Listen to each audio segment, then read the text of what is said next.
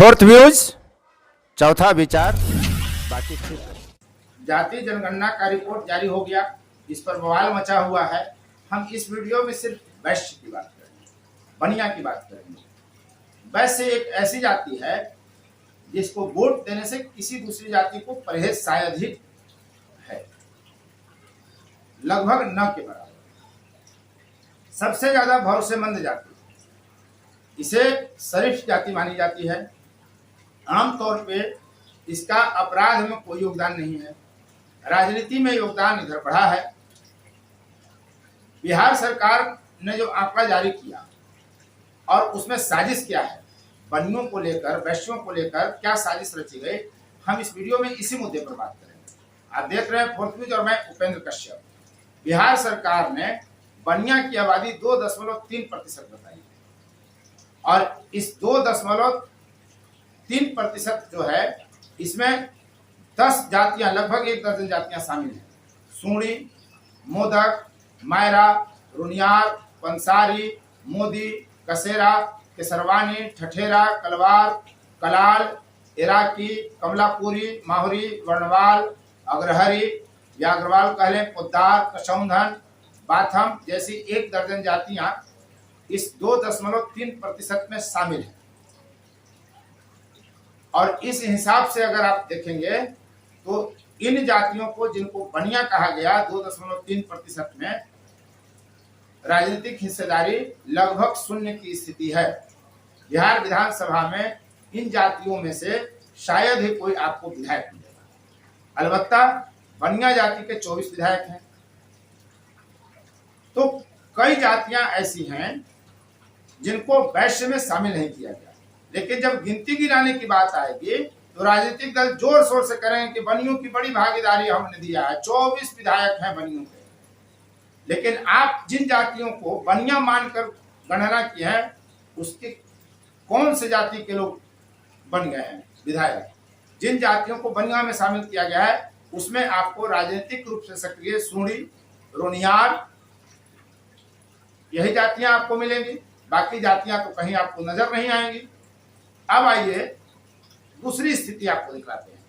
वैश्य को बांट इस तरह से दिया गया है कि तेली, कानू और हलवाई के साथ पनेरी, जिसे चौरसिया भी कहते हैं, ये 4 जातियों को अति पिछड़े में डाल दिया गया है और बाकी जातियों को पिछड़ा बना दिया गया है। वैश्य समुदाय लोहार को भी अपनी जाति वर्ग में रखता है और पटवा को भी।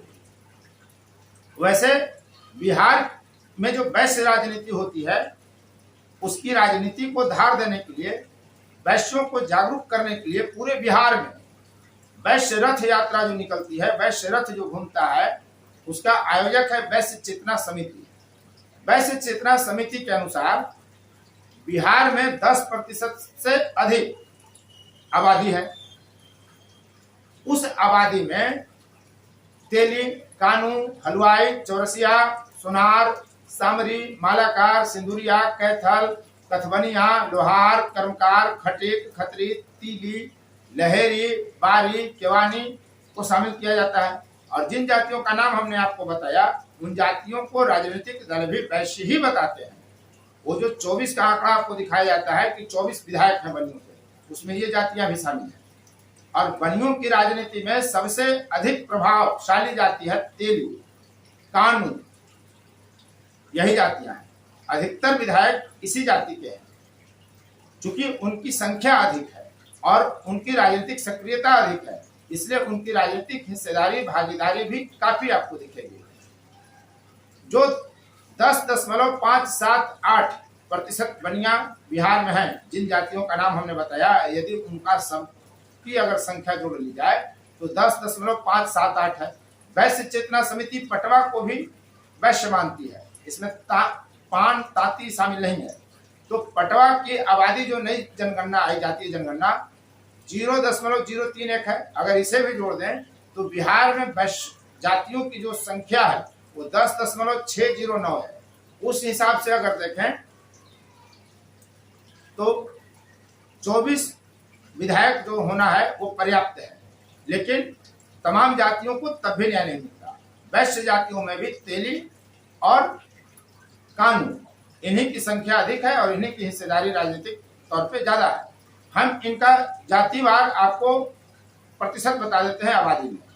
तेली 2.813% है, कानू 2.212, हलवाई 0.06, चौरसिया और तमोली 0.471, सोनार 0.683, सामरी 0.005, मालाकार 0.267, सिंदुरिया, कैथल, कचबनिया 0.134, लोहार कर्मकार 0.628, खटिक 0.024, खत्री 0.022, तीली 0.013, लहरी 0.064, बारी 0.467, केवानी 0.009 ये है। अब बिहार में जो है वैश्य चेतना समिति के सामने चुनौती है कि जब सरकार ने बनियों में इतना विभाजन कर दिया, अति पिछड़ा आप ही में है, पिछड़ा आप ही में है, अनुसूचित जाति भी आप ही में है, तो तीनों वर्ग में वैश्य आपको मिल जाएगी जातियां। अब वैश्यों को बांट करके जो बनिया शब्द है उसकी आबादी बताई जा रही है 2.3%। वैश्य चेतना समिति कहती है कि 10% बनिया की आबादी है। तो सवाल ये उठता है कि जिस बनिया को सरकार ने खंड खंड टुकड़े टुकड़े में बांट दिया, 1 2 3 4 5 6 7 8 9 10 11 12 13 14 15 16 17 जातियों में बांट दिया बनिया को। अब वैश्य चेतना समिति क्या इन 16-17 जातियों को एकजुट कर सकेगा? अब इसका राजनीतिक निहितार्थ अगर देखें तो ये जातियां भाजपा के साथ मानी जाती हैं।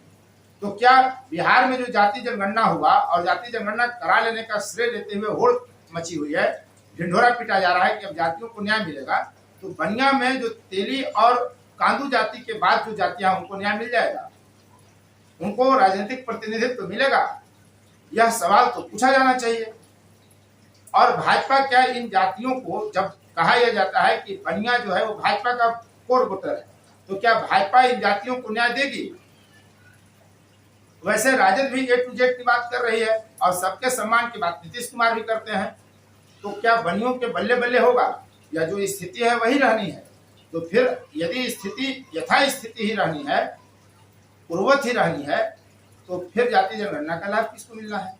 बनियों को तो लाभ मिलता दिख नहीं रहा। उनकी आर्थिक तरक्की भी होने से रही, उनका राजनीतिक प्रतिनिधित्व भी बढ़ने से रहा, उनकी राजनीतिक चेतना भी नहीं बढ़ने वाली है। आमतौर पर माना यही जाता है कि वैश्य जातियां जो हैं वो राजनीतिक भागीदारी के लिए सक्रिय नहीं रहती। तेली और कांदू को अगर आप छोड़ दें तो वैश्य जातियां जो हैं, वैश्य समूह की जो अन्य जातियां हैं, वे राजनीतिक तौर पर सक्रिय नहीं है। राजनीतिक रूप से चेतना शून्य उनको कहा जाता है। ऐसी स्थिति में बनियों का उत्थान कैसे होगा?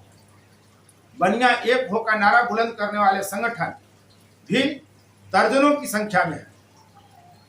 हर जाति का एक संगठन, उसके बाद वैश्य समूह की भी राजनीति करने वाले जो संगठन है वो उनकी भी संख्या 1 दर्जन लगभग है पूरे बिहार में।